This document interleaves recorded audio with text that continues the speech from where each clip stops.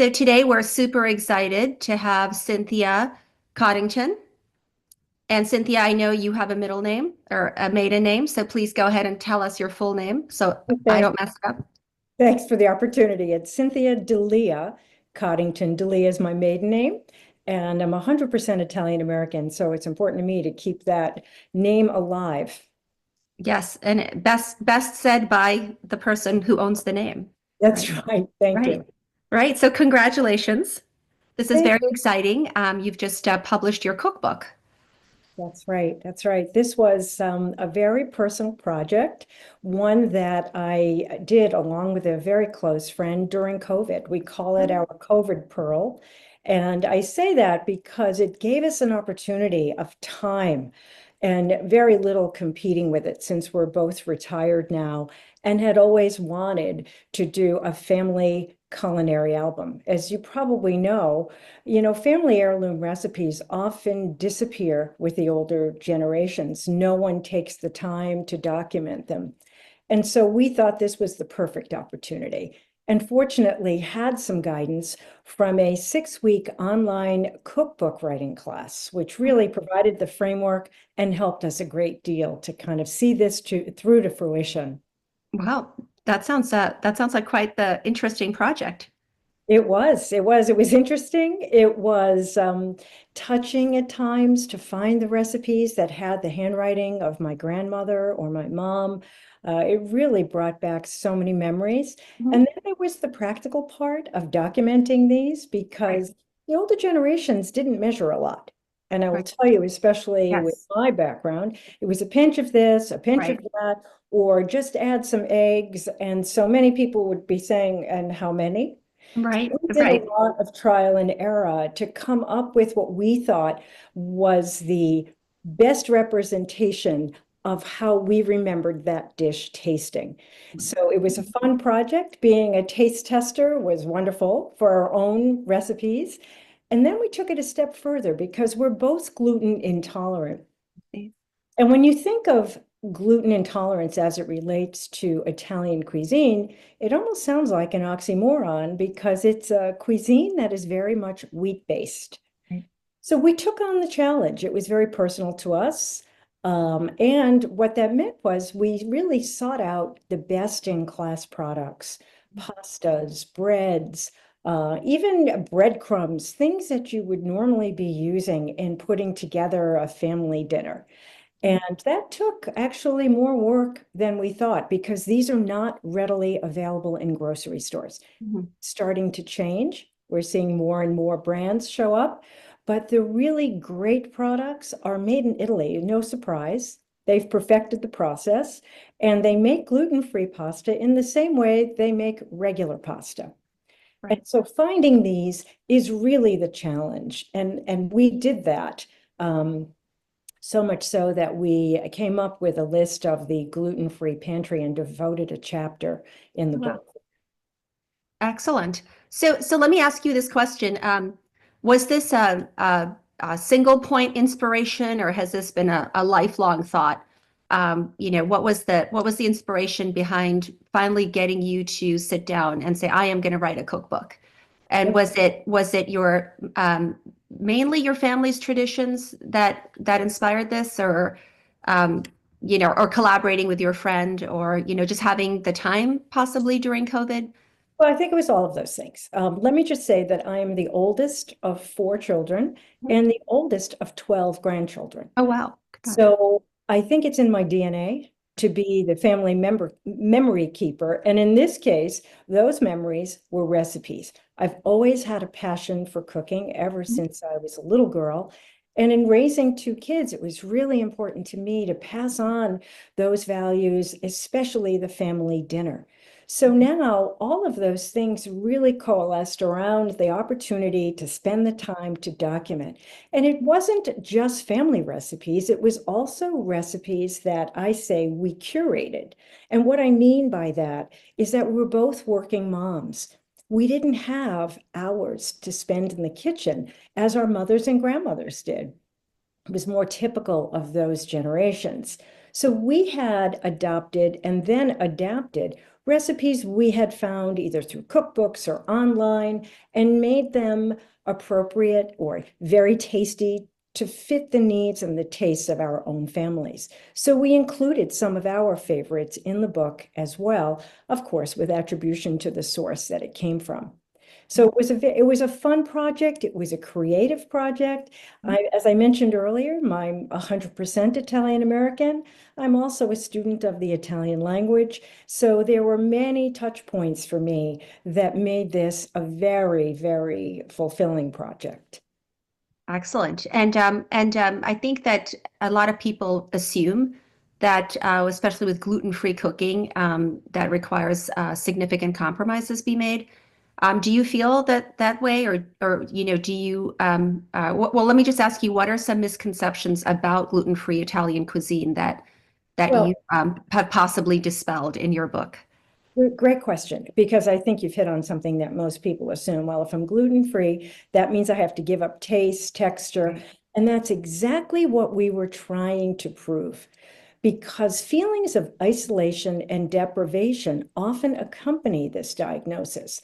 I've been at this for 15 years, as my co-author has as well. Interesting side story. We didn't meet until 5 years ago, and we were on parallel paths, basically discovering and experiencing some of the frustrations that go with it. So initially, when I started buying products off the shelf over 15 years ago, they were really substandard. And what I mean by that is the gluten-free pastas didn't hold together well. Right. You boil them, they would fall apart, or they had a gluey texture. It was so far inferior to what I was used to. So fast forward, and as the markets changed and the awareness heightened, better and more variety of products hit the market. And we were very pleasantly surprised to discover pasta brands that really don't compromise anything. And the true test, I cook entirely gluten-free in my house. True test for me is when I serve a plate of pasta that's gluten-free and no one can tell the difference. That's amazing. It is amazing and it's completely doable. So that's the message. The message for me at this point now is to provide a jump start to those people who are either just starting this journey or those needing a refresh, to encourage them, to give them hope. This is possible. I've done a lot of the work so that you don't have to. Right. And do you think that adopting traditional Italian dishes to be gluten-free can be challenging even now, even with improved ingredients and sourcing? I And think what was the biggest hurdle that you faced in recreating these or some of these classic recipes without sacrificing authenticity? Yeah, keeping in mind that not every product does well in every recipe. So, for example, certain brands of lasagna perform better in certain recipes than others. The same thing with all the different shapes and sizes. Keep in mind that there's over 300 pasta shapes, and they're intentionally different because they capture the sauce differently. And so the real challenge was to figure out what brand worked best in each of these recipes. And we've noted that in the book so that you don't have to do the trial and error that we did. Entirely possible. Excellent. And your book has been quite well received, so congratulations. Thank you. Thank you. You've even won the Readable Feast People Choice Award. Is that right? Yes, yes, our book, And we and what celebrated. and what was that recognition like for you? And what Uh, kind of feedback have you received well, from readers? We've been getting so much positive feedback, and I will tell you that initially, when we were doing this project, it really wasn't our goal to publish. About halfway through it, and it took 2 years, off and on. About halfway through, we had gathered about 100 recipes, and it occurred to us that other people could benefit. So it was at that point that we started pursuing the idea of self-publishing. We took a total do-it-yourself approach, and our backgrounds fortunately helped us, mine in business, financial services, my partners more in technology. So we cobbled this together and it was available for sale on Amazon. And I have to tell you that this was so personal to us and we thought it was wonderful, but was even more gratifying was to get the great feedback from people who didn't know us, who were using these recipes and loving them. And then on top of it, we get the award for the most popular book. I can't tell you how exciting that was, fulfilling. It made all the work worthwhile. Excellent. Yeah. And so, for people who are new to gluten-free cooking, what are some of the essential ingredients or techniques that might make that transition from gluten to gluten-free easier for them?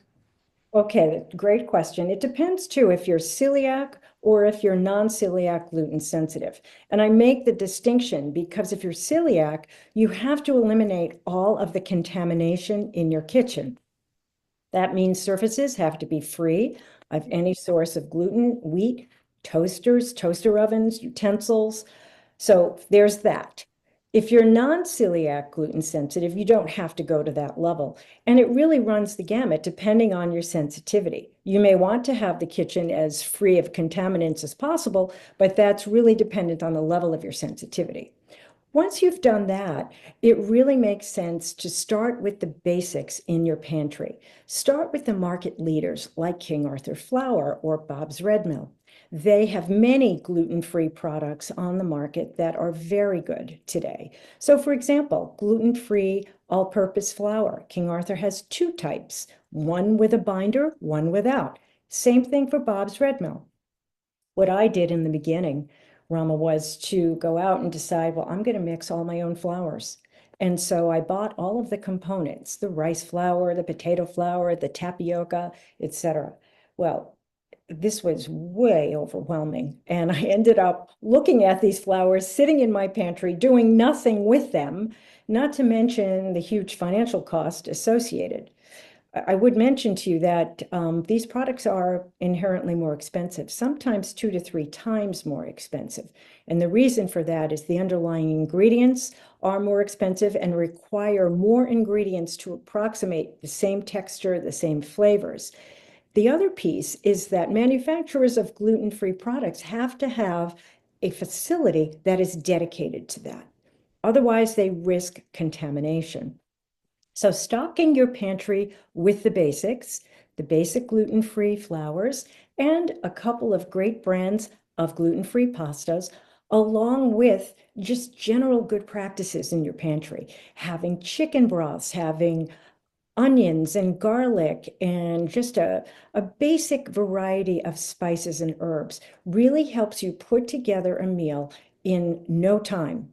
So you don't have to stop and run out to the grocery store. That's helped me immensely, along with doing a little bit of meal planning. Understand that when you have a gluten intolerance, you are going to be cooking more. That's just a basic fact, but it doesn't have to be burdensome. Right. Excellent. And how do you see this type of gluten-free cooking in the Italian cuisine space? How do you see it evolving? Do you think it's become mainstream, or it will? Where do I you don't see it going think to? I don't think it's mainstream yet, but I think it has the potential to be because Americans in general love Italian cuisine. Right. And I will tell you that Italy has mastered this. They are the gold standard. Having been there several times, the most recent is just a couple of years ago, and I'm spending the month of May in Italy Mhm. this year, and I will be attending a week-long gluten-free cooking course Oh, at how exciting. school. Very exciting. Yeah. But Italy really gets it. They've mastered the processes. It's very important in Italian culture that everyone enjoy a meal together. Right. So compromising flavor or texture is not acceptable. They've even taken it a step further.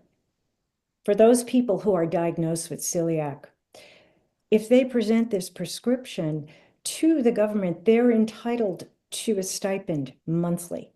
It can be as high as 140 euros. So Oh, to wow. me, that makes a big statement. They're Right. acknowledging that these products are more expensive, Right.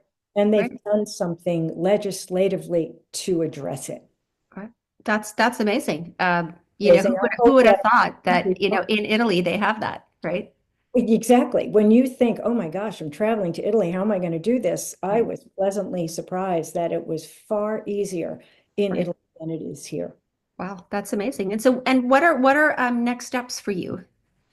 Well, that's a good question. It's been great fun to have the cookbook. I've been working hard to promote it and market and really educate. And so there are many things that I'm contemplating at this point, continuing to educate in the form of podcasts, presentations. I've done many of those already, cooking demonstrations, possibly YouTube videos, and at some point, possibly another cookbook. But I would very much like to grow my community of followers before I do that. You can imagine the energy and the commitment it takes to write a cookbook from start to finish. So I'm not sure in what form the content will be delivered, but all of those things are in the back of my mind. Excellent. And do you have any book signings or, any events coming up around your book? No, unfortunately, I don't. I have podcasts coming up, and so that's been wonderful. But I would say that go to my website, the Gluten-Free Epicureans. We have tons of great information there. We've done a fair amount of book signings, and we are in Wellesley Books and in many different places locally. Tutto Italiano, Volantes in Needham, Marchetiamo in Newton, as Great. well as in the North End, in Portland, Maine, Providence, Rhode Island, and in New York City. Great. So, and Amazon, of course, is available with the book as well. Excellent. Well, that's you're off to a great start, and thank you Thank you. I for appreciate the being on the show and opportunity. sharing that with us. That sounds fascinating. Thank you. No, we're very excited, and it's been a labor of love. Great. And any other comments that you'd like to share? Any other tidbits? Just really to tell people that this is entirely doable, and I'm making it my mission to educate and to let people know that these products are accessible. And with the right recipes, you can combine recipes with great products, you're going to have a great result. Right. And you don't need to spend hours to do Right. it. And it's pretty fascinating that there are many people, many Americans who choose to go gluten-free for other health benefits that are not because they're celiacs. That's So right. there are a lot of people who are doing that as well these days. So 1% of the worldwide population has been diagnosed as celiac, and then there's another 6% that's been estimated to be in the non-celiac gluten sensitivity category. And then you have those people that you've just mentioned who've chosen to eliminate gluten. And, eliminating gluten doesn't necessarily mean that it's healthier because you're eliminating fiber and you're eliminating some protein. It really depends on what you replace it with. Right. But, That's a very good point. yeah. Excellent. Well, thank you so much, Cynthia. We so appreciate it. Thanks so much, Rama. Great to have you talk about this today. Not only the interesting cookbook tips, but also nutritional information. So this has been such a joy. Thank you. Thanks very much. They were two Italian women who were told never to eat pasta again. It was like being given a life sentence. No, it was a fate worse than death, actually. Cynthia Delia Coddington and Joe Provenzano Hoppy were both diagnosed as gluten intolerant 12 years ago. When you're Italian, you basically do nothing but think about what you're going to eat. Cynthia met Joe for the first time in 2019 at a neighborhood dinner that Joe made gluten-free, and Cynthia says it was delicious. I really was shocked. From there, we became instant friends because this is a huge thing to have in common. But I should also say that we're both 100% Italian American. We're both the oldest children in our families. And the list just went on and on and on. Both women had recently retired from decades-long careers in Massachusetts, Cynthia in finance and Joe in technology. They were also neighbors, owning homes in Maine, 2 lots apart.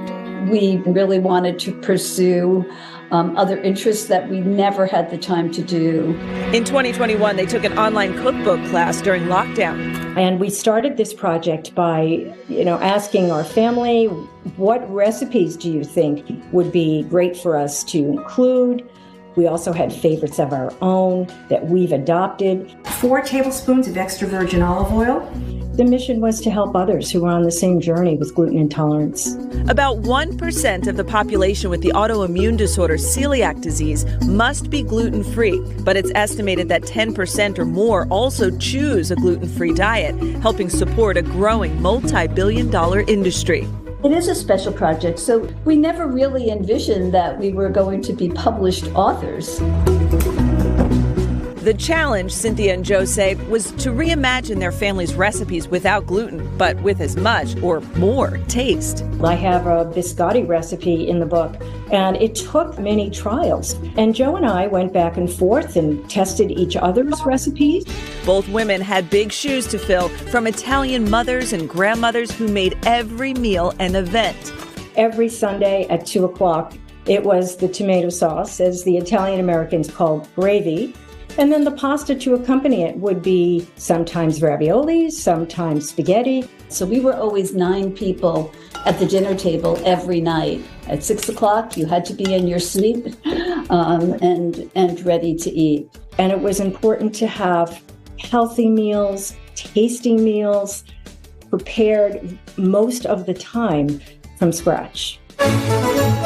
Their cookbook, Senza Glutine, was self-published this year, but the two say it was a labor of love. It's like the very end of Casablanca when Rick turns and says, "Louis, I think this is going to be the beginning of a great friendship." And that's exactly what happened in our case.